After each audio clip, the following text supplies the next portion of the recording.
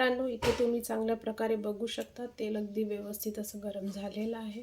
आता आपण याच्यामध्ये मोदक सोडायचे। गॅसची फ्लेम ही मीडियम टू लो एवढीच ठेवायची।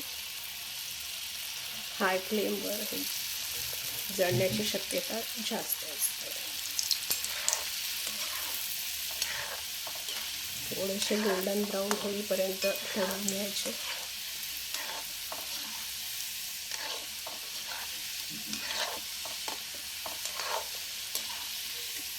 आपण अगोदर बघितल्याप्रमाणे आपण त्या मोदकांच्या पाऱ्यांसाठी मैदा किंवा कुठल्या गोष्टी यूज केलेल्या नाही आहे। साधा आपलं गव्हाची कणिक आहे, जी पचायला सुद्धा हलकी राहते।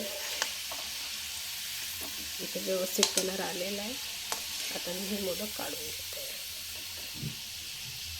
याच्यावर आपण दिलेला वरच्या बाजूला दिलेला कलर सुद्धा तुम्ही बघू शकता किती सुंदर उठून आलेला आहे।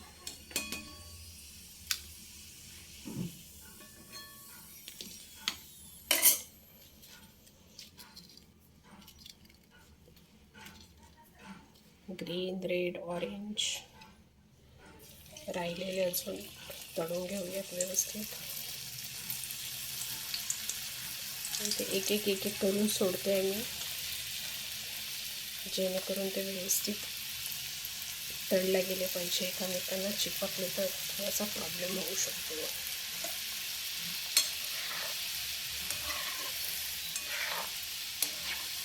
ॲक्च्युली हा माझा पहिलाच व्हिडिओ असल्यामुळे मला या व्हिडिओजमध्ये काय कमी आहे किंवा काय काय इम्प्रूव्हमेंट होऊ शकते प्लीज कमेंट करून सांगा आणि जास्तीत जास्त शेअर आणि सबस्क्राईब करा।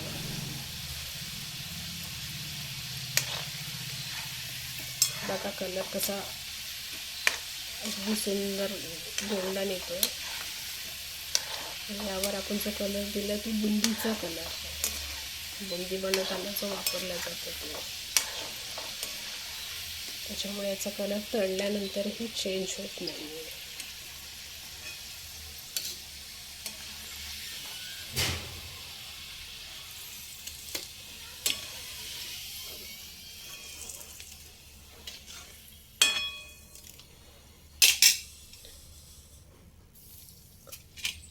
हा एक जम्बो मोदक।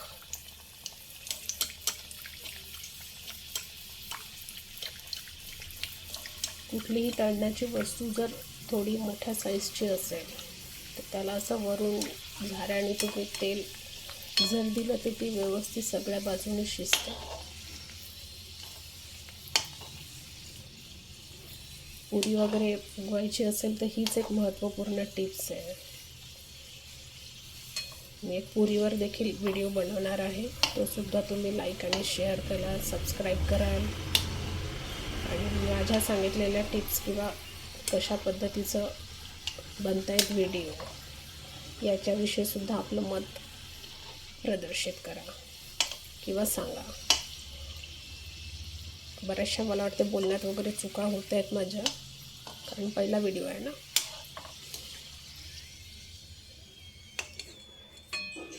व्यवस्थित तळून झाले आहेत। गॅस आता या ठिकाणी ऑफ करते।